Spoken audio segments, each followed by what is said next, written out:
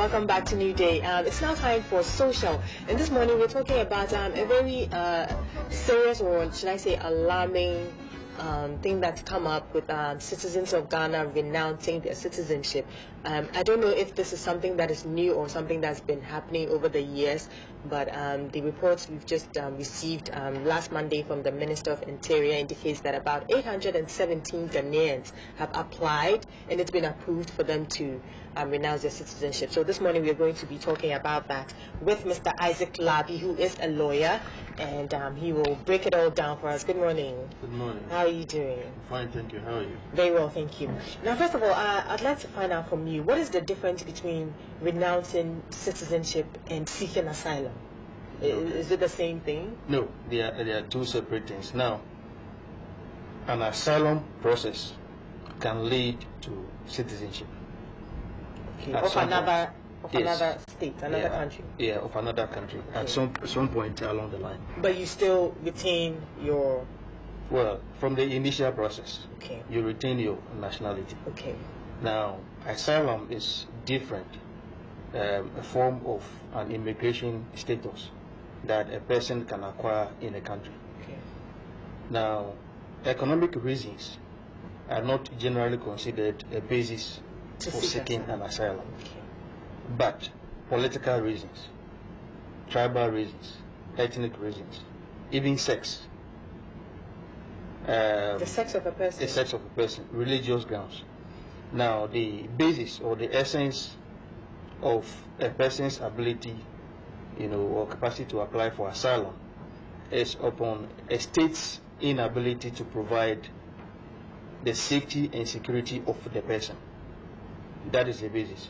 So even though you may have a country without any conflict, but if it can be shown and demonstrated that within a particular tribal group, one particular tribe or their members do not benefit, from the safety and security of the state, that could be considered a ground for seeking an asylum. Okay. Because our safety and our security is something that everybody deserves and requires to be able to move about and do everything they want to do. Okay. Now, the renouncing the citizenship, that, yes, economic reasons could be a factor. You could also have religious grounds. You can have taxation, even as taxation. Yes. So the fact that we are paying high taxes can be a reason for you to want to renounce citizenship. Let me give you an example. If you heard of Facebook, when they were going out to their initial public offering, one of their co-founders is a Brazilian born. His name is Eduardo Savare. He renounced his U.S. citizenship just before the initial public offering, and it was widely acclaimed that he did that purposely to avoid the high penalties he was going to pay. So tax in that sense, not yes, because, in that sense, yes. Now, people can also do that for military reasons. For example, during the Iraqi war, an American soldier fled from the U.S. to Canada on the basis that he was not willing to go to Iraq to go and fight. You understand? So there are so many diverse reasons why a person may renounce their citizenship. Okay. Now, according to the Minister for the Interior, he said the applicants cited economic reasons. Most of the applications they got the reasons were because of the hard economic hardships in the country at the moment. And he gave the figure as 817 Ghanaians applied, 538 applied for German citizenship, 233 sought Dutch, and 32 Norway, 7 for Denmark, and 5 for Austria, 1 for Hong Kong, and 1 for China. And all these 817 have been approved.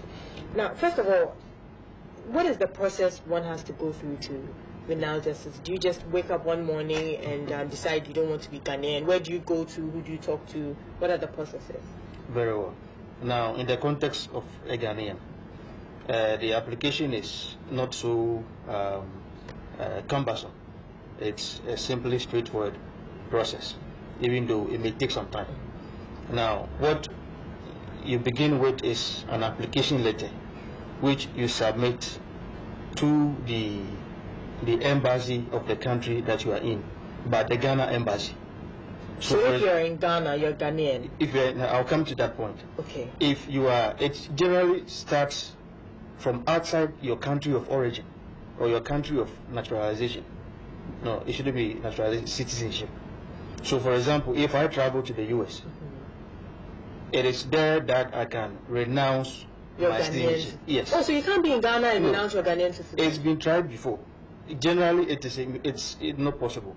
In the US, for example, there was a US citizen who was in the US and who wanted to renounce his citizenship and even went to court for that, but it was denied. What is the reason for this? Why can't you start the process from your country? You're already in the country and you're already a citizen. So you're asking your very country or your state or your government to deny you citizenship.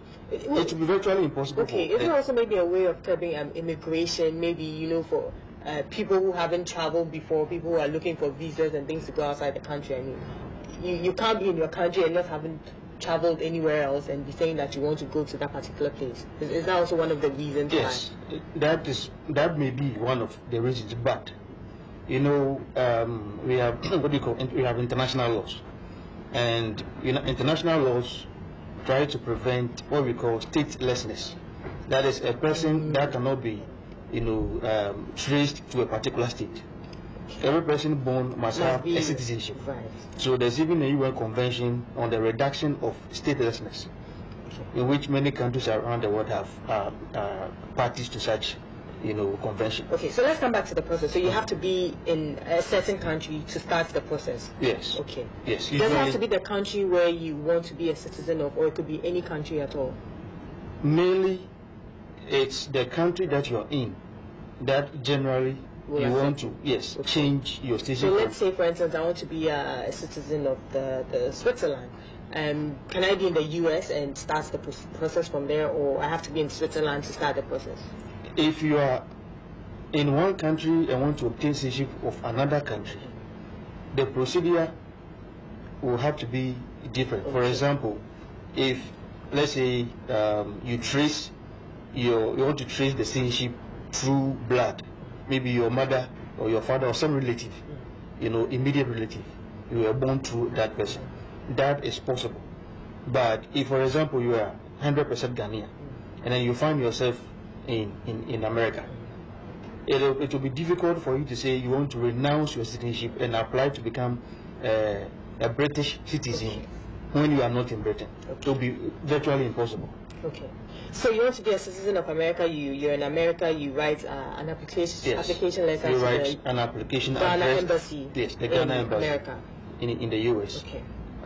It will be addressed to the Minister of Interior, but then it will be submitted through the embassy of the host country. Okay. And in that application letter, you have to state your reasons for renouncing your citizenship. You also include a CV of yourself, which you detail out your name, your date of address, your date of birth, and all of that. Then also include particulars and address of your parents or relatives in Ghana. And then also, if you've already acquired, sometimes you may have already acquired the citizenship of the other country. So then you also have to include a photocopy of that, citizenship status, whether it's a certificate or a passport. You include a copy of that. There's also an application fee. In the US it's $400, in Europe it's 400 euros. We include that. You submit it to the embassy. Once they receive it, there will be a notice of receipt, after which it will be forwarded from that embassy to Ghana, to the Minister of Interior. You will go through that process, and once it is approved, they will send your particulars back to the embassy, especially your certificate of renunciation. Is approval automatic, or the state reserves the right to refuse you renouncing your citizenship? It is. Approval is not automatic, but then it is also difficult to deny, because see, the person is no longer in the country. That is one, and he's technically not within your jurisdiction per se to have direct access to. You understand? And most times the persons may have already taken steps far advanced along the line to acquiring the other citizenship, and so it becomes an obvious thing to But what would be some of the reasons for denial, for refusing an application? Yes.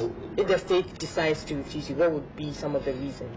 Well, for example, like I stated, if it is intended, to avoid liability or some kind of responsibility, okay, that could be a ground. Okay. If, for example, you want to avoid military, service. Okay. Maybe in times of war. In times of war or something like that. If the state feels that you are very needed, it may refuse you. If it's because you want to avoid paying taxes. For US, for example, if you want to renounce your citizenship of the US, they even have the expatriation tax, to the extent that they are certain citizens. So even though you are no longer a citizen, you are no longer required to pay tax. Yes, and not everyone, but for some persons, yes, they will calculate how much tax you would have paid if you continue to be a citizen. Okay, right. You understand? Okay. And not only that, even for some permanent residents who have been there for a very long time, clearly they may not have acquired a citizenship, but because they have been there for a long time, they're required to pay they will be. So some of these things are. What about during the process? Do you renounce your citizenship before acquiring the citizenship of the country that you want to, or which one comes first? And if so, during the period, if you have to renounce your citizenship before you start the process of acquiring the new one, in that period, which country do you belong? Does that mean that you are stateless? What happens to you? How are you classified or termed? Because of the international obligation imposed on states and countries. That is why you have to submit proof of either your newly acquired citizenship or an assurance letter from the new state to support your application. Because in between, like you said, if you are now to start the application and you want to renounce your citizenship, you become stateless. Okay. More or less. Okay. But like I said, there's a UN convention on the reduction of statelessness. I think the US alone is the only country so far that can renounce its citizenship without necessarily requiring, you having to obtain another one. Yes, of another. Okay. But many countries, and Mexico, for example, they don't allow dual citizenship. So if you want to acquire the citizenship, you must have renounced any other citizenship that you have. Okay, I was just about to come to dual citizenship. Why must one renounce their citizenship? Can't you just acquire the citizenship of the country that you want and have the two? It's allowed, isn't it? You can be a citizen of two states. Yes. You see, it generally depends on your new country, their laws, and what they require. If they allow dual citizenship, then the person can acquire both citizenship. But if they don't, then you see the person is put in a position where he's compelled to renounce the other. Okay. Right. If you're successful in renouncing your citizenship and obtaining the citizenship of the country that you desire, and for some reason you decide you don't like that country anymore, can you come back to your country of origin? Yes, you can. You see, in terms of being a citizen again or visiting the country. Oh no, be a citizen again. You said I want to be Ghanaian, I want to come back to Ghana, I want to be Ghanaian. Yes. I don't like America anymore. Yes, you can. Okay. You can always do that. And but it's subject to approval. Okay, yes. So they can also decide we don't want you anymore. Yes. Okay, I see. Now also, can you pick any country at all that you want? Can I just decide that I want to be Japanese or what happens? Do I have to speak to the country, or who do you talk to? Do you just wake up and decide what country you want to be a citizen of? And do they accept you automatically, or are there also some investigations or checks or something that goes into it? Very good question. It has no work like that. Like I said, it begins usually from outside your original country. So, for example, if I am in Nigeria and I want to acquire Nigerian citizenship, then of course I can start the process from there. You understand? But like I already said, I cannot be in Nigeria and want to become a citizen of South Africa when I'm in Nigeria. So once you are in your own country, it is impossible to renounce, and you can't even make a choice as to which country you want to go to, unless you find a way to get into that country. Then you can start the process. Okay, but I'm talking about the country. Do they automatically accept you just because you decide you want to be a citizen of their state? What happens? There are grounds. There are grounds. You see, many people travel outside this country for various reasons. Like you see in the situation of Ghana, it is economic. Now, sometimes when you are offered a job, or before you are offered a job, one of the requirements is to be a citizen of that country. And I can use myself as a personal example.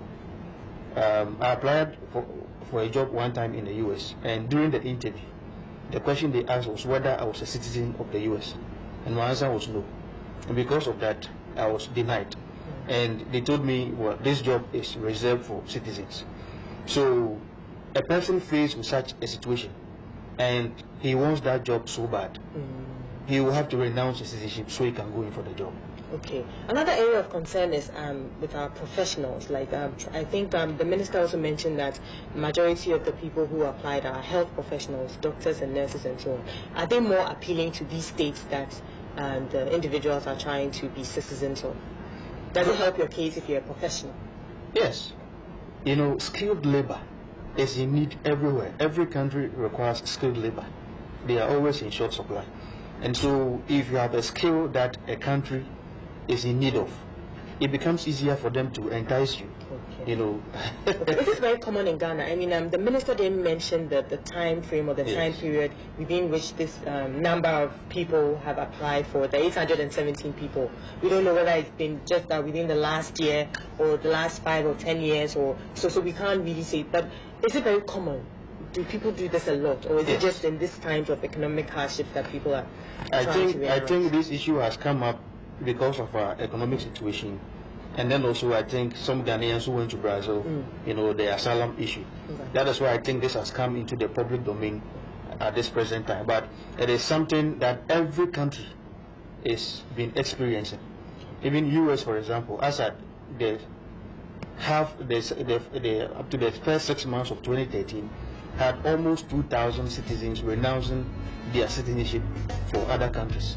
It is something that has been happening. Every country has citizens renouncing all over the world. It is nothing new, and it will never stop. Okay. All right. Finally, my last question: do your family automatically also become citizens of this new country, or is it just you, the individual who applies? Yes, it is just you. Okay. And nobody else. All right, okay. Many thanks for your time this morning, Mr. Isaac Larbi. He's been talking to us about renouncing citizenship. As we've been told, a lot of Ghanaians are beginning to renounce their citizenship and seeking greener pastures elsewhere. This has been our social segment, but New Day will return very, very shortly.